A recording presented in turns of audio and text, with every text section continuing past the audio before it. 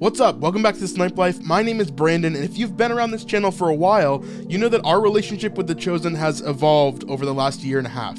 And the first time that we were ever invited to a big event was last Christmas, actually the end of November, to watch the Christmas special for the first time with a bunch of the actors, a bunch of the cast and crew, just a bunch of different people that were around. And this was an amazing time, just getting to meet all these new people and go to this event that we never thought we would ever be in the position of going to.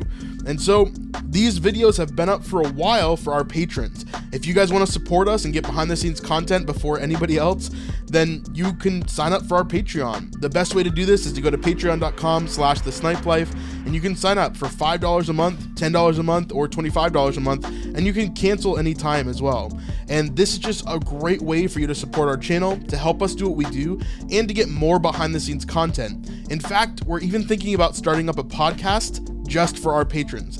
And so that won't come out to the public for a long time, but for our patrons, we want to be able to talk about more deep things. And so if you want to be a part of that and get early access to the podcast with us, we'd love for you to sign up for our Patreon. And I know this video is a little bit on the longer side, but please stick around all the way to the end. Every single one of these interviews is amazing, and you get to learn a little bit more about each of these characters and people that we talk to. But at the end of this video is an interview with Dallas Jenkins, in which I basically confront him about a mistake that is in season 2 of The Chosen. It's something that I noticed while watching, and I asked him about it. He was actually pretty surprised. So don't miss that interview at the end, and I put proof in this video to show you where that mistake is. Here's the rest of the unreleased interviews that we did during the Christmas special event last year. You know, we make thumbnails, we make titles, we're YouTubers, that's what we do. Every single thumbnail that I use of you and Matthew does super well all the time. People love you, absolutely love you. You do an amazing job. We really break down different scenes within the show, and so we're really looking at the acting, we're really looking at the writing, and the way that you convey emotion, the heaviness of what you do is just amazing. So thank you, first and foremost, for that. Like 3 weeks ago, we did a video on the trailer for this, and we guessed that you were in it. Oh, so nice. People have been talking about it on our channel for a couple of weeks now. Very nice. So we broke it down. Like I said, we go frame by frame. How'd you tell? How could you tell? So your hair and the head covering. And I was like, oh, they're gutsy. Okay. Yeah. So the head covering and the hair, I was like, okay, for sure, like that's gonna be you. So it was really cool to see. But what do you think people's thoughts are gonna be once they see you in the episode? All I can go off of is what happened in this theater tonight, which has never happened to me in my life, and it was amazing. I think people even knew here that I was going to be in it, but it was really heartwarming and sweet and special to like hear people respond audibly and like kind of cheer that like Mary Magdalene's there. So it was amazing, an amazing experience. I don't know what it's going to be like for the rest of the screenings or anything like that, but that was definitely special. Yeah, and then in general, Mary Magdalene is not a character that we think about a ton in Scripture, right? Or a ton in ministry, or like we don't hear a lot of sermons about her, but how has your interaction been kind of like, now that Mary Magdalene is a very prominent figure in our minds when we think of The Chosen, when we think of Christianity, when we walk through that, how do you think that you're changing Mary Magdalene as a character in the zeitgeist of Christianity? Yeah, I think, it starts with what the writers are doing to change public and known perspective of these characters from the Bible. They're written in a way where, like, it's really easy to, if you don't have an imagination, it's kind of one-dimensional. Yeah. Like, oh, someone had maybe a temper, or there's just a passing line that she was freed from 7 demons. Like, that has more to it than just a sentence, you know? Yeah. So they've done a beautiful job in, like, creating the backstory, but now it's exciting, especially with this one, is seeing the future. Possible, probable, plausible at least, future of Mary Magdalene, and to see that she stayed with it and was continuing to be a messenger and share, these stories from Mother Mary. I think it's it feels like there's some greater importance on her as a female apostle. I would agree 100%. And last thing, we have a couple of friends that we're making watch The Chosen right now. They're not on season 2 yet. Okay. But we have 2 girls that I think are really going to resonate with your character, especially episode 5 and 6. Yeah.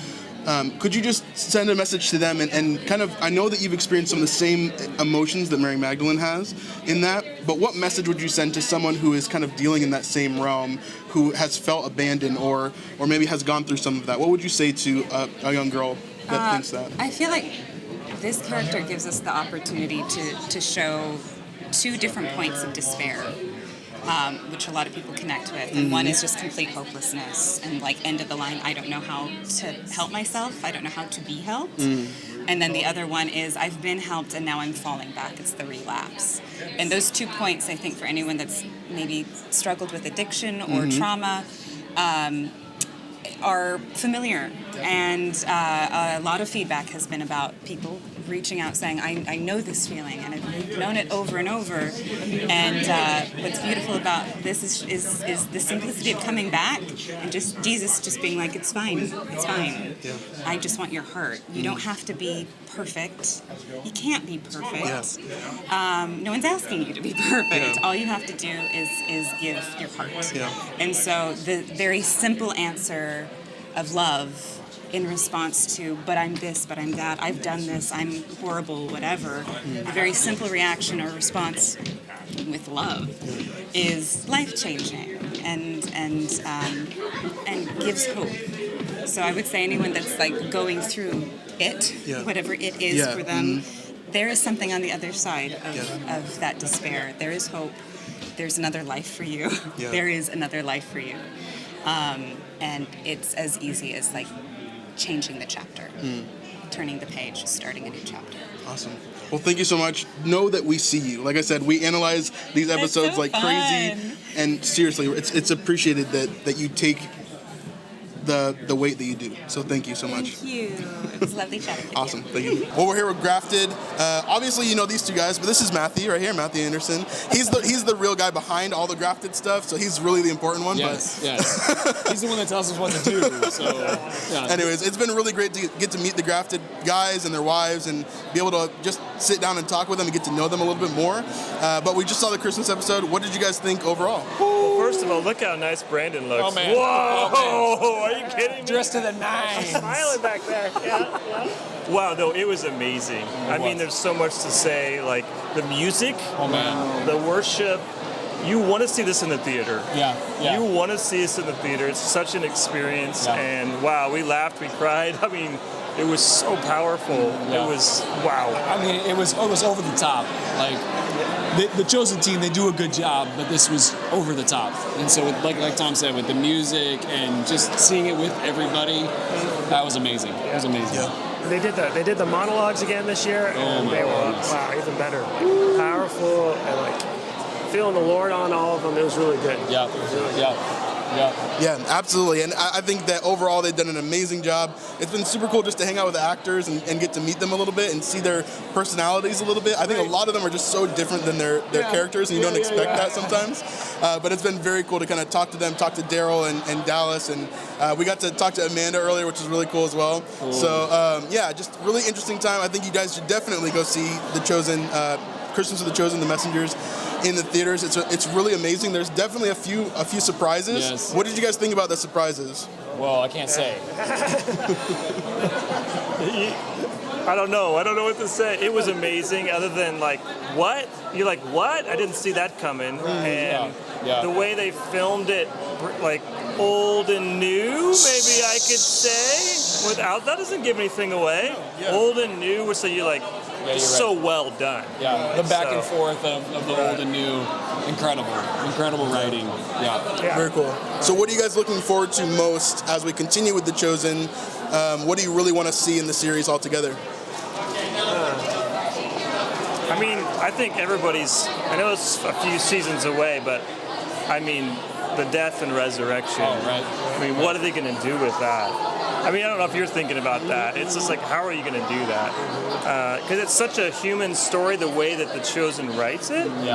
And we're going to know Jesus even more and all the characters. And so I think, man, it's going to be... I'm not going to cry thinking about it. You know, it's like, it's going to be awful. Right. And then amazing. You know, I mean, spoiler, we know how it ends, I guess. But... I'm looking forward to that. Yeah, absolutely. I mean, Dallas once, I think I heard him say one time, it's like the Book of Acts, anyone? Like, hello? Like, I mean, like, the resurrected Messiah has ascended, and it changes everything. And so now the story goes forth. So, and that's why we're here. That's why we're all here. Is that we want the story to go forth. We want the gospel to go forth to the ends of the earth. So that's what we're all about. It's what everybody here is all about. Yeah. Awesome. Well, obviously, check out Grafted. There's some of the best guys that we've met from YouTube. So much fun to hang out with, and very sarcastic. What? How dare you? But they've been really fun to hang out with. I think Vanessa has been one of their favorite guests, just to be able to meet you guys and to be able to talk with you. So thank you so much for your time. Thank you so much for being awesome and hanging out with us. And really, really appreciate it. As we walk in this journey, similar paths, always feel free to reach out, and we love you guys. So awesome. Thanks, guys. All right. Judas and Thaddaeus, two of our favorites, obviously. Judas is very, very interesting character for our channel because we kind of ruined the surprise for a lot of people. Oh, you did? Don't tell Dallas. So we found a picture online that had been circulating with you in it, and then also we followed a bunch of different clues. We did like a whole live stream. It's like an hour and a half long, all about you, talking about how Judas was going to be in the season finale. And Dallas texted me. Stop. Cease and desist. He texted me because your face was in the thumbnail, and he says, "Okay, you don't have to change anything. No reason. But could you please take out that face in the thumbnail?" I know who you are. That's great. If you want chosen spoilers, So we did. I can't give them to you. But Judas has been a really interesting character. Thaddaeus has been one of our absolute favorites because, thanks, man. Like the sweetness that you bring to that character has been absolutely insane to see and be a part of. It's live. Boy. We have a bunch of people here. It's all good. It's crazy. Party time. But for Judas, obviously we've talked about how the hardness of that role and what that looks like. Yeah. But how was the surprise when people around you found out and you kind of walked into that? Oh, well, my grandma was pretty disappointed. She's a very strong woman of the faith. She was so I opened with, "I'm on a Jesus show," and she was like, "Oh, really?" And I was like, "Wait, there's more." Yeah. And then like a very old car salesman guy. Yeah. I just let her know all the kinks and things. And I was like, I'm Judas. Yeah. Drop it at the very end. I know. Sorry. Biting the blow. There's the warranty. And then for you, we don't know much about Thaddaeus, right? So how has it been you really digging into that role and seeing what it's all about? How have you really come into that character? See, that's been great because Tyler, Ryan, and Dallas, the words that they provide for us, it makes it so much easier. I just try to bring as much of my heart to it as possible, and I feel lucky because I get to give Thaddaeus a voice for a lot of people that might not know much about him because there's not much on him. So I feel like that responsibility, but at the same time, wanting to give him an authentic, real voice people connect to and relate to. So it's been fun. I can't wait to see what's next for him. Awesome. Honestly, I can't wait to see what's next for Thaddaeus. Thaddaeus is one of my favorites. He's so down to Judas. Bring it. Let's talk real quick just about the monologues that you guys did. Amazing job. Really, really amazing. I love when we get to see you as you and not the characters. I think it gives us a new perspective into how you act and how you kind of do things. So how was that whole process for you with the monologues and what did you enjoy about them? What did you, how was that experience? Well, I'm a theater kid at heart, so honestly, me too. Yeah, it was almost like a return to form. I love extravagant words and poetic phrases because I just eat that up. I tend to overact sometimes, but I just he's too nice to me. But it was just so much fun. I just got to be a bit eloquent, a little theatrical with it. So I just had fun. I just had so much fun doing it. Yeah, I had so much fun doing it as well. It was kind of the opposite for me because I had only done one play my whole life. I wasn't theater trained growing up, but just to connect with an audience that wasn't there at the present moment, but making it so specific, and those words were so beautiful, and I was just like, oh, I hope I can pull them off. But it was so cool just to connect with the meaning of what those words were and explain it like you're talking to a friend. So it was awesome. fun. Yeah, I was already sitting there. I'm like, okay, should I do my own versions of these on our channel? I'm already thinking, my theater mind is like, okay, nice. I think I could do this. But anyway, thank you guys so much. Get the black box, get the spotlights.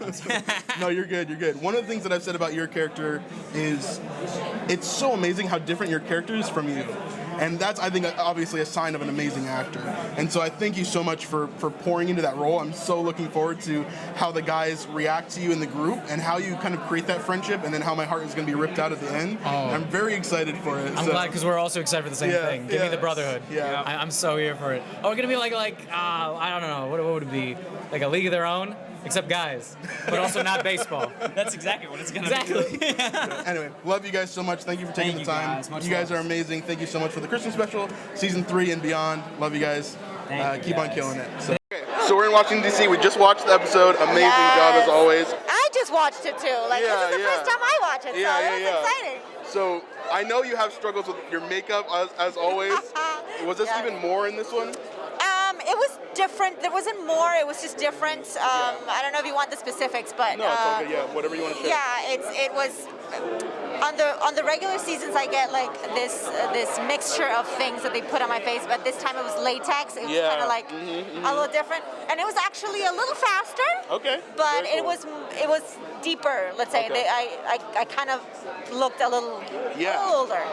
The way that you acted in that was amazing to me, because you could really feel not only the emotion that you had, but the heaviness of your body, like feeling like, oh, this is nearing the end, you know, like this is really getting to the point where she's getting ready to go, you know? Yeah. And so how was that like getting in that mentality for you? Like, how did you get there? Actually, I wanted that to come through, but I didn't want to overdo it. And of course, I wanted her to be trying to overcome it, especially in front of Mary Magdalene. Yeah. And well, I mean, I am very tired in my life. It's because I have a 3-year-old that keeps me up. So, I have a lot of that I put in there. But no, I was really concentrated on that. I'm happy you noticed it. And happy to I definitely I love picking up on those little things.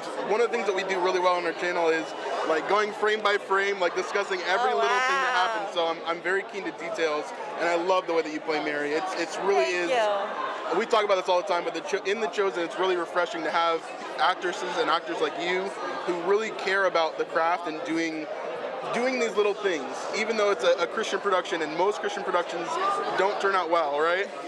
We all know this, and so for me, The Chosen has been amazing, and it's because of you. It's because of the actors and the actresses and the writers and everything that goes into it. So I love that you think about those little things, that you are present for it, because I think that's what makes the show what it is. Definitely, and I think it all. I mean, I'm tired of saying this, but I'm never gonna get tired of saying it. I think it all starts with the writing. It's just such good writing, and you can, if you follow what is on the page and really try to be as faithful to that as possible, you can never go wrong, because it's such good writing, and it's so human and emotional in every way. I'm lucky to be here. So awesome. Well, we can't wait to see more of you in season 3 and beyond and all of that stuff. Thank you so much for doing what you do. Thank you so much. Yeah, thanks for Thank talking you so much for having a YouTube channel and analyzing the episodes in such depth. I love it. Yeah, no Thank worries. you. Thank you so much. Awesome. Thank you. Here with, in my opinion, the godfather of YouTube, someone who I have learned literally so much from, hundreds and hundreds and hundreds of hours of his videos in my brain, for sure, teaching me how to do this YouTube thing and walk and make new channels and do that. But for me, The Chosen has been a huge part, obviously, of our channel and our growth and what we've been able to do with it, and kind of a gateway into talking about what we really want to talk about. Absolutely. And so, for me, my question to you is, how do you feel about the whole Chosen thing? Like, how has it been? What has the journey been like for you in general? I mean, that's a great question, because the journey for me was realizing that there's a lot of bad content out in the world. Yeah. And where I was on YouTube since 2005, working with some of the biggest creators and brands on the planet, I see these stars come up, and they were doing bad things and teaching the rising generation, hey, this is the way you do things if you want to navigate the world. I'm like, we got to do better than that. We got to actually do a lot better than that. So I actually focused in on creators that would actually be a net positive creator, that would bring more benefit into the community and into the world. And I'd focus in on helping them. And once I found that, I found the gifts that God gave me, which is really developing audiences, understanding content, and kind of roll from there. Yeah. And that led me to the moment of, being introduced to Dallas Jenkins, and I'm like, okay, there it is. He has a great idea, and we could actually build an audience around him and really do something amazing with his vision for the show. Yeah. So you work with Mr. Beast, one of the largest, fastest growing creators on the platform. Yeah. Really amazing content. I mean, Squid Game video did insane, right? Yeah. It was over 100 million interviews. Right. Crazy. Insane. Right out of the gate. Insane. Well, what is the difference for you between The Chosen and working with someone like Mr. Beast and working on those type of videos? Well, I mean, I think there's different genres for different people. This is where I actually gravitate more to, is The Chosen. This is the type of content I think the world needs. But there is an audience, and if you look at what he's doing good. He gets thousands and thousands and thousands of letters of people trying to be like him. When they see someone in need, they're giving them $1 or $2, just that every little bit. And he's making an impact as well. And so, realistically, we need all type of content. I prefer the world to see an authentic Jesus. That's been my heart, and that's what I'm all about. Awesome. So for the Christmas special, watching it in theaters, all of that kind of stuff, I guess, has this been a new step? Do you see The Chosen going even further than this?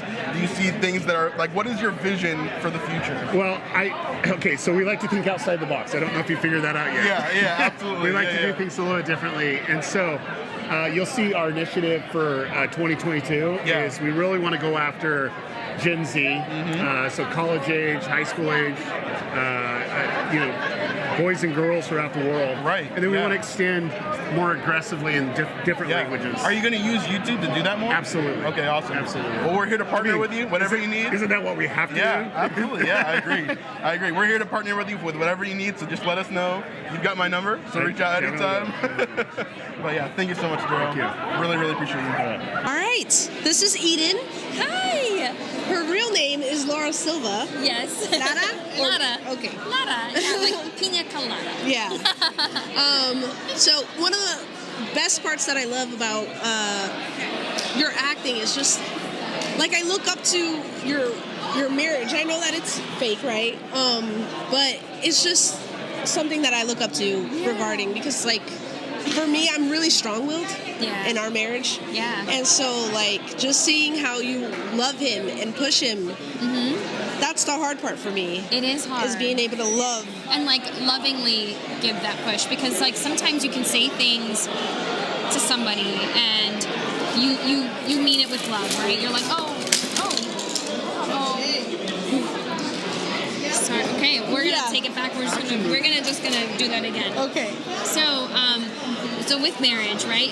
With any relationship, when when you're trying to nudge somebody in the right direction or tell them your opinion, whatever it is, and we think in our minds okay, I'm telling you this because I love you, right? But if you don't say it in the way that your partner or the person you're trying to communicate with, if they're not receiving it as love, they may not see it. You know what I mean? Yeah, so it's just it's one of those things where it's approaching it just cautiously while still just knowing that with Simon Peter and with Eden, knowing that I want him to be who I know he's capable of being. And when he's not doing that, it's it's my responsibility to show him and tell him and to know him, or so that he knows how I'm feeling and how that's kind of in our world. I don't know if that makes any sense. No, that makes perfect sense. And you recently got married? I did. Oh, yes. Congratulations. Thank you. When we first shot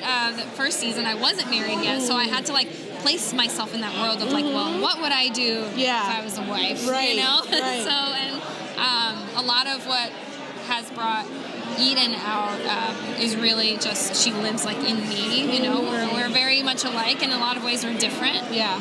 But overall, she lives in my spirit. Yeah. So yeah. If I'm honest, you're one of our favorite characters. You just have such a sweet spirit, and it comes out when you're acting. So thank you so much. It's been great. Just seeing you. It's been great just being here and thank you guys for everything you do. Your YouTube is amazing. Thanks. You guys do an incredible job at really dissecting these scenes, honestly, better than like what I can do when I'm interviewing, clearly. Yeah. So, yeah, just it's important to be each other's rocks too. Yeah. So, well, nice meeting you. Nice to meet you too. Alrighty, bye. Thank you. So we're here with Amanda Jenkins, obviously the most important person behind The Chosen, obviously the brains behind everything, Bible okay, that is a little bit true. It's not entirely, but it is a little bit I'm true. married, I know how it works, okay? So if you could tell us any small story about Dallas that you would like the internet to know, do you have one on the top of your head? I'm bad on the spot. Yeah, no worries, no worries. You know, I don't know. I mean, it's not even funny. Like, I would love to think, after you leave, I'll think of like an embarrassing, funny something that I'll wish I would have said. But what I would say about Dallas is he cries all the time. He cries all the time. Not when we're in fights. He doesn't cry at fights, but he cries at like any lovely Jesus thing. He cries all the time. So The Chosen, I feel like, comes out of the overflow of his heart. That it's so sincere. And then every so often I'm like, can you cry when I'm mad at you? Like once. But he doesn't cry. I totally get that for sure. But what has been, I guess, a moment for you that has been one of the most special moments through this whole Chosen journey? I know that obviously you're the one that coined the Red Sea moments and all of that, but is there a particular moment that you think of that you're like, okay, this is definitely the moment when I thought, this is God's, we're gonna walk with this and this is what we're doing? Yeah, my life-changing moment was the first round of fundraising because I was the most scared to jump off the cliff of we have no job and we're just following God into the wilderness. And when I saw God's plan come into fruition, that it was the body of Christ that was going to fund the show and was going to be our provision and the show's provision, I mean, that has remained just a life-changing fork in the road for me to see that, like, when you follow God into the wilderness, that's when you see him do wilderness things that don't exist in the city, as it were, you know? Our story is very similar, where Vanessa has always been the breadwinner for our family, and she lost her job, and that was probably 75% of our income just gone. And I'm a pastor, and so for me, you know, pastoral work is not that great of a income maker. And so for us, it was really leaning on God, and that's when our YouTube channel really started taking off with the Chosen stuff. And it's been an amazing journey since then. But really, you guys have been a large part of our journey as well. And within all of that. And so, and that's the thing, you start hearing, once you experience God in that radical way, then you start hearing other people's radical God stories, and you're like, okay, let's do this. And quite frankly, I don't want to leave the wilderness. Like, I would rather follow him for the next 40 years out here than to go with what's traditional now, because I want to cling and I want to depend and I want to do the daily thing, you know? Yeah, we have this song in our church that we wrote, and in the bridge of the song it says, in the valley deep, in the deepest soil, we can trade these rags for a crown forevermore. And so it's this idea that you don't grow on the mountaintop. The mountaintop, there's no plants, there's nothing there that can grow. So you grow in the hard stuff. You grow in the wilderness. You grow in the valley. And so I definitely resonate with that. Anyway, thank you so much for your time. Love you so much. I'm so glad that we could meet and chat a little bit. So thank you. Happy to, thank you. Okay, so I won't ask you all the boring questions that everybody else asks you. First of all, thank you for being so kind to all the content creators. Thank you for being so kind to us, and being willing to, not claim every single one of our videos and and allow us to kind of do what we do. I really appreciate that. But in general, how do you feel about us ruining some of the surprises for The Chosen? I wish you weren't quite so good at your guessing. You're clearly the best. No, I don't mind it at all, because the one time I think I actually reached out to you when you guys put it in the actual thumbnail. And I'm like, I don't want people scrolling and seeing it, and I'd like them to actually have to watch the video. But this is part of it. I mean, we're gonna have, by being this open, which we decided right away to do, and never deleting comments if they're critical, never asking people like yourself to say only nice things. Like, this is your thing. It's your turf. You should say whatever you want. And part of that's going to mean that we're going to get criticized sometimes. Part of that means we're going to have some spoilers sometimes. But we want the win, the benefit of you feeling empowered to be able to talk about whatever you want is worth way more than us getting only sanitized, packaged versions. And what I love about what you and and Vanessa do is you just turn the camera on and you just start talking. Yeah. You know, and whatever you guys want to say is great. And anytime we disagree on something, I'm like, let's talk about it. I want you to do that. 100%. And so yeah, it's worth it. So you guys guess away. Sometimes you've been wrong a couple times. Yes. We're absolutely wrong a lot too. But you, on the big ones, I was like, how did you get Mary Magdalene from the trailer, man? Like, why are you noticing her headdress? It's just the beautiful hair. You know? I guess so. So one last thing, I guess I'll throw it at you. I try to analyze The Chosen as much as I possibly can, frame by frame if I can, scene by scene if I can. There's been a couple of things, and I'll throw this one at you, that I've been thinking about for probably, I don't know, over a year, maybe less than that. Okay. But so we have this scene where you said that you changed Gamaliel into Hillel, yes. right, later on, right? Yeah. But in the scene previously, we talk about how Shimon is the son, but then there's another scene where you say he's the grandson. The cruelty of that. These are the laws that Shimon, like his father Hillel, is seeking to reform.